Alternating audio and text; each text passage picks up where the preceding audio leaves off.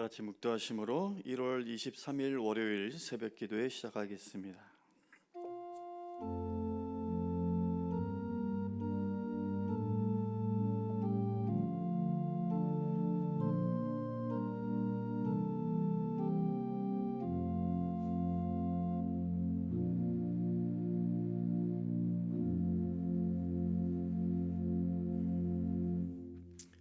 또 새로운 한 주를 허락하신 하나님 은혜를 감사합니다. 한 주간 믿음 가운데 주님과 더불어 온전히 살아가기 원하여 이 시간 저희들 예배로 주님 앞에 나왔습니다. 하나님이 예배하신 그 은혜들로 채워주시고 그래서 하나님만을 온전히 바라보고 의지하며 그렇게 살아갈 수 있도록 주님 인도하여 주시옵소서. 저의 삶이 주님 앞에 늘 거룩하고 또 주님 앞에 기쁨이 되는 삶이 되길 원합니다. 저의 언행 심사를 다스려 주시옵시고 늘 주님이 내 앞에 계시다는 것을 기억하며 살아가는 저희들 되게 하여 주시옵소서. 오늘도 허락하신 말씀 가운데 주님의 음성을 듣기 원합니다. 마음의 문을 열어주시고 그 말씀에 순종하며 나아갈 수 있도록 주님 축복하여 주시옵소서. 감사하며 예수님의 이름으로 기도합니다. 아멘. 다 같이 찬송가 425장 찬송하겠습니다.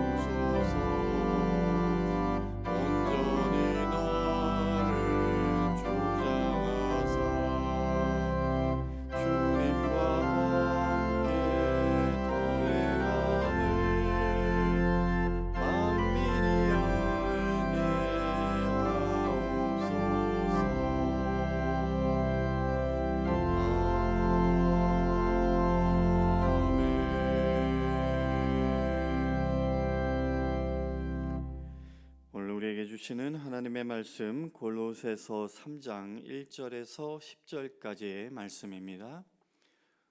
우리 같이 합독하겠습니다.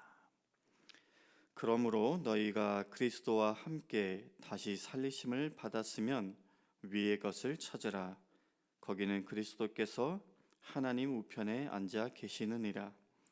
위의 것을 생각하고 땅의 것을 생각하지 말라. 이는 너희가 죽었고 너희 생명이 그리스도와 함께 하나님 안에 감추어졌음이라. 우리 생명이신 그리스도께서 나타나실 그때에 너희도 그와 함께 영광 중에 나타나리라. 그러므로 땅에 있는 지체를 죽이라. 곧 음란과 부정과 사욕과 악한 정욕과 탐심이니 탐심은 우상 숭배니라. 이것들로 말미암아 하나님의 진노가 임하느니라. 너희도 전에 그 가운데 살 때에는 그 가운데서 행하였으나 이제는 너희가 이 모든 것을 벗어버리라. 곧 분함과 노여움과 악의와 비방과 너희 입에 부끄러운 말이라. 너희가 서로 거짓말을 하지 말라. 옛사람과 그 행위를 벗어버리고 새 사람을 입었으니 이는 자기를 창조하신 이의 형상을 따라 지식에까지 새롭게 하심을 입은 자니라. 하나님의 말씀입니다. 그리스도인의 거룩한 삶이란 어떤 것일까요? 여러 측면에서 생각해 볼 수 있을 텐데요. 오늘 본문은 거룩한 삶에 대한 실천적인 측면에서의 권면을 우리에게 주고 있습니다. 사실 우리는 성도란 어떠한 존재인가에 대해서 오랫동안 배웠습니다. 어떤 분들은 긴 시간만이 아니라 열심히 배웠을 겁니다. 그러나 그럼에도 불구하고 세상에서는 성도 본연의 모습과는 사뭇 다른 그런 존재가 되어서 살아가거나 또는 거룩한 하나님의 백성이고는 싶지만 나도 모르게 아니면 어쩔 수 없이 그런 삶을 살아가는 경우가 있습니다. 어떤 분은 교회 안에서 예배할 때 감격하며 눈물을 흘리고 찬양과 고백을 쉬지 않다가도 교회 문을 나서면 내가 언제 그러냐는 듯이 완전히 다른 모습이 되고 맙니다. 마치 휘발유가 증발해서 없어지듯 말이죠. 교회에서는 그렇게는 배웠지만 세상의 논리는 그렇지 않기에 이렇게 살 수밖에 없다라는 것이 그런 이유입니다. 하지만 그것들은 궁색한 변명이자 핑계일 뿐입니다. 우리가 믿고 배운 바와 실제의 삶이 분리되어서는 안 되잖아요. 많이 배우는 것만으로, 많이 예배하고 신앙 고백을 드리는 것만으로 머물러서는 안 됩니다. 그렇기는 하지만 그래도 시골의 삶의 환경과 내 처지에 따라서 하나님의 말씀을 축소하거나 왜곡해서도 더더욱 안 될 것입니다. 어떻게 해서든 우리가 배운 바를 살아가고 그렇게 영적인 열매를 맺어야 하는 게 성도의 삶인 줄로 믿습니다. 그러면 바울이 말하는 성도의 거룩한 삶의 가장 기본 원칙, 그건 무엇일까요? 1절에 보면 너희가 그리스도와 함께 다시 살리심을 받았으면 위의 것을 찾으라. 즉 그 원칙이 위의 것을 추구하라라는 겁니다. 그리고 2절에 다시 한번 그것이 강조되는데요. 위의 것을 생각하고 땅의 것을 생각하지 말라. 그리고 그 이유가 이렇게 되어 있습니다. 3절에 이는 너희가 죽었고 너희 생명이 그리스도와 함께 하나님 안에 감추어졌습니다. 성도는 세상에 대해서는 이미 죽은 자들인데 성도의 생명은 그리스도와 함께 하나님 안에 감추어져 있다가 장차 그리스도께서 재림하실 때 성도 역시 주님과 함께 그 영광 중에 나타날 것이기 때문이다라고 하는 거예요. 이렇듯 우리는 제2의 인생을 살아가는 자들입니다. 여러분 아시겠지만 영국 작가 찰스 디킨스의 크리스마스 캐럴이라는 작품이 있습니다. 인색하기로 소문난 스크루지라는 사람이 크리스마스 전날 밤에 유령을 만나서 자신의 과거, 현재, 그리고 미래의 모습을 보고 죄를 뉘우치고 완전히 다른 사람이 되었다라는 이야기죠. 이런 말이 있습니다. 대사 1번 절후 소생 한자어인데요. 이 말은 뭐냐면은 한 번 크게 죽은 후에야 진정한 삶을 살 수 있다라는 말이래요. 하물며 우리는 그리스도와 함께 십자가에 못 박히고 그리스도와 연합한 자들로서 그렇게 살아가야 하지 않을까 싶습니다. 그러기 위해서 우리는 먼저 천상의 것, 위의 것을 바라보고 추구해야 한다라는 겁니다. 다시 말하면 주님을 바라봐야 한다라는 거죠. 이것은 해도 좋고 안 해도 그반인 것이 아닙니다. 성도로서 당연하고 마땅한 모습인 거죠. 매일의 삶을 하나님을 바라보고 의식하며 살아가는 사람은 세상에서도 신실하게 살아갈 수밖에 없습니다. 왜냐하면 거듭난 성도에게 주어진 하나님의 말씀, 하나님의 명령은 부담이 아니라 기쁨과 즐거움이기 때문입니다. 거듭 말씀드리지만 우리는 그리스도와 함께 죽고 그리스도와 함께 살아난 존재들입니다. 즉 우리는 이 땅에 살아가지만 이 땅에 속한 자들이 아니라 하늘에 속한 존재라는 거예요. 우리 모두는 이 땅에서 나그네와 순례자로 살아가는 자들이지만 결국은 하늘로 가야 할 하늘에 속한 자들이라는 것을 잊지 마시길 바랍니다.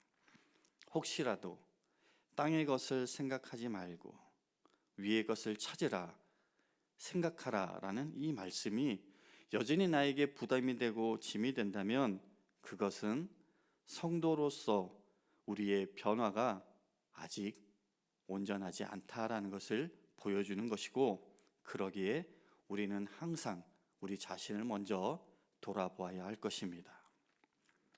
실화인지는 모르겠지만 과거 그 군사정권 시절에 중앙정보부장이었던 아무개 씨가 정부 종합청사 위층에 사무실을 마련하고 청와대가 보이는 쪽으로 그 책상을 돌리고 앉아서 직무를 봤다라는 이야기를 들은 적이 있습니다. 자기를 정보부장으로 임명해 준 대통령이 살고 있는 곳을 바라보면서 충성을 다짐한다라는 그런 의미에서 그랬다라는 거예요.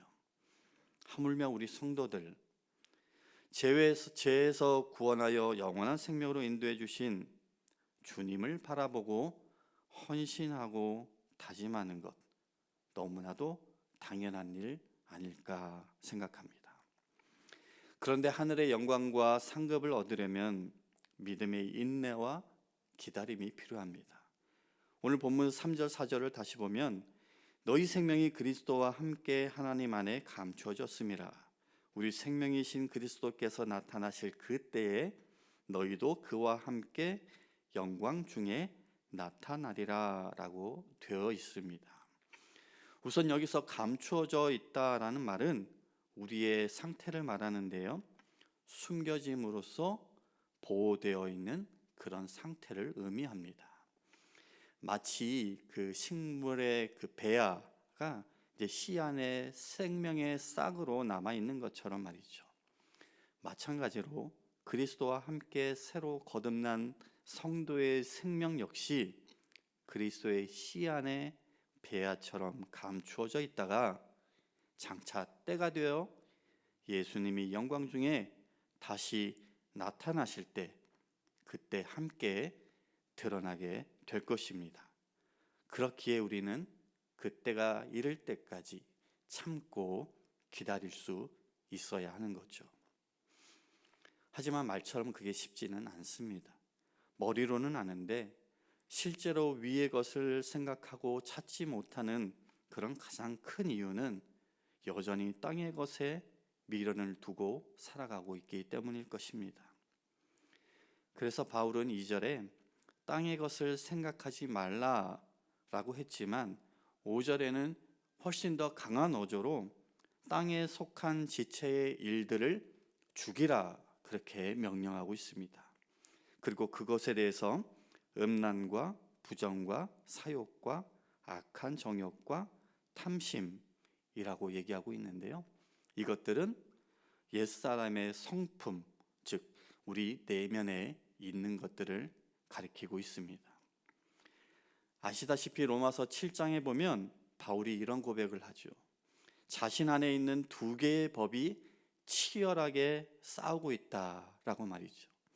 은혜를 통해서 거듭난 속사람은 하늘을 향해 가고자 하지만 또 다른 법, 곧 육체 안에 남아있는 옛사람, 옛 본성이 여전히 자신을 사로잡아 끌어내리려고 하고 있다. 그런 영적인 탄식을 했습니다.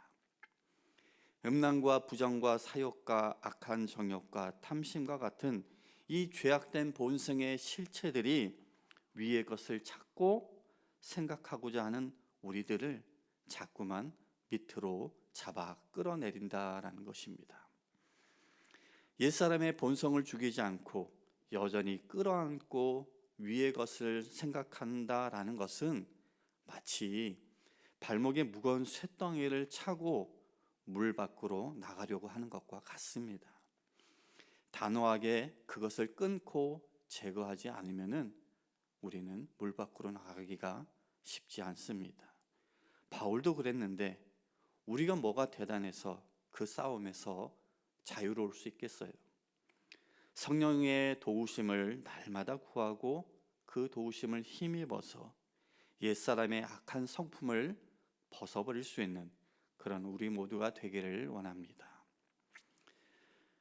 옛사람의 성품을 죽일 뿐만 아니라 바울은 8절 9절에 옛사람의 악한 행실을 벗어버리라 라고 가르치는데요, 이런 것들입니다. 분노, 격분, 악의, 비방, 부끄러운 말, 그리고 거짓말. 어쩌면 골로새 교인들은 하나님의 은혜로 구원을 받아 새 생명으로 거듭났음에도 불구하고 생각은 여전히 세상을 향하고 그들의 삶 역시 과거의 낡은 습관과 죄된 행실을 청산하지 못하고 있었던 것은 아닌가 싶습니다. 마치 병에 걸려 병원에 입원해서 치료받고 회복되어 그렇게 퇴원했음에도 여전히 밖에서도 환자복을 걸치고 다니는 그런 사람과 같다라고 할 수 있겠죠. 아무튼 8절 9절에 벗어야 할 것들을 가만히 보면요, 다 말과 연관되어 있습니다. 사실 이것들이 얼마나 파괴력이 있는지 우리는 경험을 통해 알고 있죠. 해서 야고보서 3장 6절에 이런 말씀이 있습니다. 혀는 곧 불이요 불의의 세례라. 혀는 우리 지체 중에서 온 몸을 더럽히고 생의 바퀴를 불사르나니 그 사르는 것이 지옥불에서 나느니라 라고 말씀하고 있는데요, 말로부터 시작하는 우리의 악한 행실의 모습을 벗어버릴 수 있도록 그렇게 날마다 하나님 앞에 은혜를 간구하는 우리가 되기를 원합니다. 마지막으로 바울은 하나님의 형상을 따라 끊임없이 새로워져서 참 지식에 이르는 새 사람을 입으라고 권면하고 있습니다. 참 지식은 하나님을 제대로 아는 지식을 말합니다. 하나님을 올바로 아는 사람은 아무렇게나 옛사람으로 다시 돌아가 살아갈 수 없습니다. 하나님을 닮되 겉모습만 비슷해지는 피상적인 변화가 아니라 마음의 동기와 가치관 그리고 내면의 뿌리까지 새로워지는 그런 변화를 통해서 그리스도의 형상을 회복하는 그런 새 사람을 입어서 하나님께 영광 돌리는 그런 삶을 살아갈 수 있는 저와 여러분 우리 모두가 될 수 있기를 주님의 이름으로 간절히 축원합니다. 말씀을 기억하며 잠시 묵상 기도하겠습니다.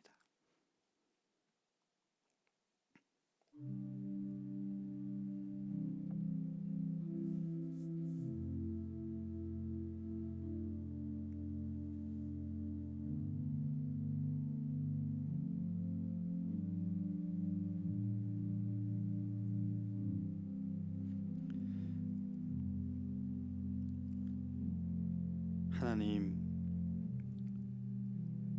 주의 은혜로 우리를 구원해 주시고 새 생명을 얻은 자로 다시 살게 해 주심에 감사합니다. 그러나 여전히 땅의 것들을 생각하는 어리석음, 그 모습이 우리 안에 있음을 이 시간 고백합니다.